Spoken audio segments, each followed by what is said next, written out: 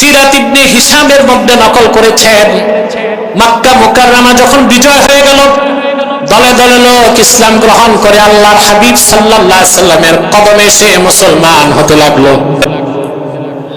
আমির হামজার হত্যাকারী ওয়াহশী পালায়ে যাচ্ছে। লোকেরা জিজ্ঞেস করলো, ইয়া ওয়াহশী আইনা তুরিদু, কোথায় পালাও রে ওয়াহশী? ওয়াহশী বলল, আমার তো মক্কায় আর জায়গা হবে না, সবাই ক্ষমা পেয়েছে, আমি কোনোভাবে ক্ষমা পেতে পারি না, কারণ উহুদ ময়দানে আমি যুদ্ধ করতে যাই নাই, ভাড়াটিয়া খুনি হিসেবে গিয়েছিলাম আল্লাহর হাবিবের চাচা আমির হামজাকে শহীদ করার জন্যই। সিরাতের কিতাব সাক্ষ্য দেয়, এই ওয়াহশী আল্লাহর হাবিবের চাচার সিনায় বর্শা গেঁথে দিল। সাইয়্যিদুশ শুহাদা, সমস্ত শহীদদের মহান নেতা আমির হামজার দেহ মোবারকটা উহুদে লুটায় পড়ল। আবু জেহেলের স্ত্রী নষ্টা, ভ্রষ্টা, হিংস্র নারী হেন্দা রাসূলুল্লাহ চাচার সিনাটাকে বিদীর্ণ করে কাঁচা কলিজা বের করে চর্বণ করেছে, নাক কান কেটে মালা পরিধান করে উল্লাস করেছে। হাদিসের ভাষ্য মতে উহুদ ময়দানে আল্লাহর হাবিবের দাঁত শহীদ হয়েছিল, নূর নবীজি এত বেশি ব্যথা পান নাই। আমির হামজার শাহাদাতের দৃশ্য দেখে রাসূলুল্লাহ যে ব্যথা পেয়েছিলেন। মক্কা বিজয় হয়ে গেল, ওয়াহশী দৌড়ে আসলো, লোকেরা ওহশী পালায় যাচ্ছে। লোকেরা বলল, রে ওয়াহশী, একটিবার রাহমাতুল লিল আলামিনের কদমে চলে যাও, তোমার মতো ওয়াহশীকে তিনি মুহূর্তেই মাফ করে দিতে পারেন। ওয়াহশী বলেন, বুক ভরা কষ্ট, বুক ভরা শঙ্কা নিয়ে আল্লাহর হাবিবের কদমের সামনে এসে দাঁড়ালাম। রাসূলুল্লাহ সাল্লাল্লাহু আলাইহি ওয়াসাল্লাম বললেন, কে হে তুমি? আমি বললাম, ওয়াহশী। কোন ওয়াহশী? আপনার চাচার হত্যাকারী। কেন এসেছো? ওয়াহশী বলল, ইয়া রাসূলুল্লাহ, ইয়া হাবিবাল্লাহ, ক্ষমা চাইতে এসেছি, ঈমান এনে মুসলমান হতে এসেছি। আল্লাহর হাবিব বললেন, রে ওয়াহশী, কোনদিন আমি চাই নাই তুমি আমার পাশে এসে দাঁড়াও, যেহেতু চলে এসেছো মাফ করে দিলাম, আর আল্লাহর দ্বীনের দরজা তোমার জন্য খোলা আছে।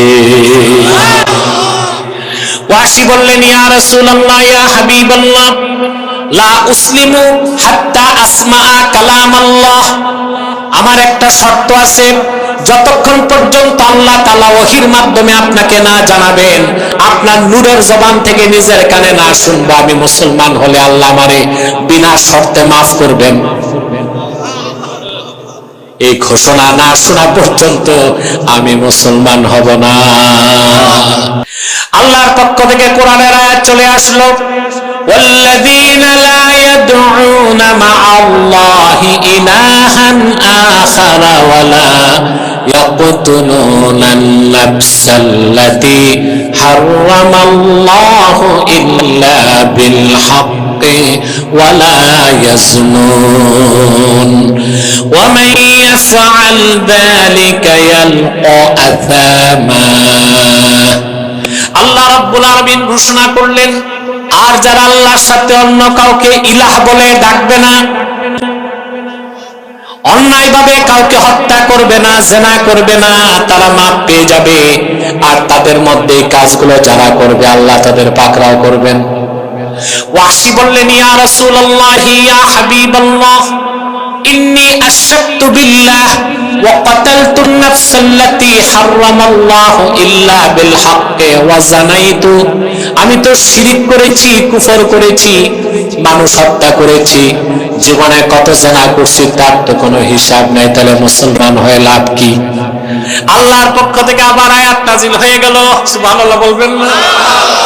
আল্লাহ ঘোষণা করলেন, ইল্লা মান তাবা ওয়া আমানা ওয়া আমিলা আমালান সালিহান ফাউলাইকা ইউবাদদিলুল্লাহু সাইয়্যাতিহিম হাসানাত ওয়া কানাল্লাহু গফুরার রহিমা। আল্লাহ রাব্বুল আলামিন ঘোষণা করে দিলেন, তবে কাফের হোক, মুশরিক হোক, যেই হোক, তাদের মধ্যে যারা তওবা করে ঈমান এনে হৃদয়টা পবিত্র করে নিবে, নেক আমল করবে, আল্লাহ তাদের জীবনের সব গুনাহগুলোকে সওয়াবের দ্বারা বদল করে দিবে। ওয়াসি বললেন, ইয়া রাসূলুল্লাহ, ইয়া হাবিবাল্লাহ, এখনো মুসলমান হতে পারছি না, আমি ঈমান এনে তওবা করব, কিন্তু আল্লাহ তো শর্ত দিবেন নেক আমলের, আমি নেক আমল করতে পারবো কিনা গ্যারান্টি নাই। আল্লাহু আকবার। তওবা করব, ঈমান আনবো, নেক আমলের গ্যারান্টি। সুবহানাল্লাহ। এবার আল্লাহর পক্ষ থেকে আবার আয়াত চলে আসলো, ইন্নাল্লাহা লা ইয়াগফিরু আন ইউশরাকা বিহি ওয়া ইয়াগফিরু মা দুনা যালিকা লিমান ইয়াশা। নিশ্চয়ই আল্লাহ তাআলার সঙ্গে যদি কেউ শরীক করে অন্য কোন ব্যক্তি বা বস্তুকে, সেই শিরকের গুনাহ, কুফরের গুনাহ আল্লাহ কখনো মাফ করবেন না। এছাড়া বান্দা যত বড় গুনাহ করুক, আল্লাহ যাকে তা চান তারে মাফ করে দিবেন। ওয়াসি বললেন, ইয়া রাসূলুল্লাহ, ইয়া হাবিবাল্লাহ, এখনো মুসলমান হতে পারছি না। আল্লাহ বলেছেন, ইয়াগফিরু লিমান ইয়াশা, যাকে চান তারে মাফ করবেন, আমারে যদি না চান। সুবহানাল্লাহ। আমাকে যদি না চান। আমি এই জন্য বলে থাকি, আল্লাহর হাবিবের প্রিয় সাহাবীগণ আল্লাহর কাছ থেকে বেহেশত লেখাই নিয়েছিলেন, আর এই জন্যই আমি বলি সাহাবায়ে কেরাম সত্য ন্যায়পরায়ণতার মানদণ্ড। এটা আহলুস সুন্নাহ ওয়াল জামাতের আকীদা, আকিদাতুম মুস্তাহকামাতুন সাবিতাতুন বিনুসুসিল কুরআনি ওয়াস সুন্নাহ ওয়া ইজমাইল উম্মাহ। কোরআন, সুন্নাহ, ইজমা তিন দলিলে প্রমাণিত আল্লাহর হাবিবের মহান সাহাবীগণ আমাদের জন্য সত্য ন্যায়পরায়ণতার মানদণ্ড। আছে এই বিশ্বাস? আছে। আল্লাহ কবুল করুন। আমিন। সম্মানিত সুধী, তিনি বললেন যে আল্লাহ তো বলছেন ইয়াগফিরু লিমান ইয়াশা, যারে চান তারে মাফ করবেন, আমারে যদি না চান মাফ করবেন। এবার আল্লাহর পক্ষ থেকে আসলো চূড়ান্ত ঘোষণা, কুল ইয়া ইবাদিয়াল্লাযীনা আসরাফু আলা আনফুসিহিম লা তাকনাতু মির রাহমাতিল্লাহ ইন্নাল্লাহা ইয়াগফিরুদ যুনুবা জামিআ ইন্নাহু হুয়াল গফুরুর রহিম।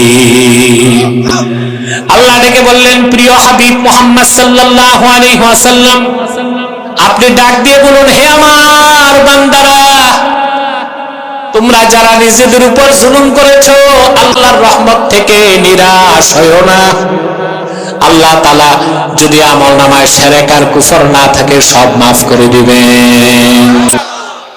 তাহলে আমরা হৃদয়কে পাক করব, ঈমান আনতে হবে, শিরক কুফর ছাড়তে হবে।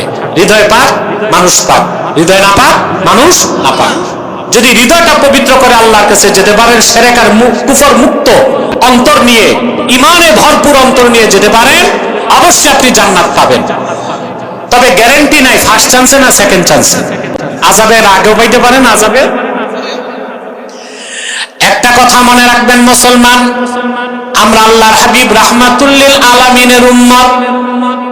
আল্লাহর দয়া আমাদের প্রতি কত বেশি চিন্তা করতে পারবেন না। বুখারী শরীফের হাদিস, আল্লাহর হাবিব ইরশাদ করেছেন, আমার কোন উম্মত যদি কবিরা গুনাহ করে, ফাহুয়া ইলাল্লাহ ইনশাআ আফা আনহু ইনশাআ আকাবাহু। আমার উম্মত যত বড় কবিরা গুনাহগার হোক, যদি তার আমলনামায় শিরক আর কুফর না থাকে, আল্লাহ তারে বিনা তওবায় মাফ করে দিতে পারেন, আবার শাস্তি দিয়াও মাফ করতে পারে। তওবা ছাড়া যদি মৃত্যু হয়, আল্লাহ বিনা আযাবও তারে বেহেশত দিতে পারেন, আর আযাব দিলে অবশ্যই বেহেশত দিবেন। তাহলে আমরা এতটুকু বুঝলাম যে হৃদয় পবিত্র করার অর্থ হচ্ছে শিরক আর কুফর মুক্ত, ঈমানে ভরপুর একটা অন্তর। ঠিক? এখন যদি আপনি বিনা আযাবে ফার্স্ট চান্সে বেহেশত চান, আরো দুইটা কাজ আল্লাহ দিবেন। ওয়া যাকারা আসমা রাব্বিহ, রবের নামে জিকির করলো। এখন আসেন জিকিরটা বুঝবো আমরা।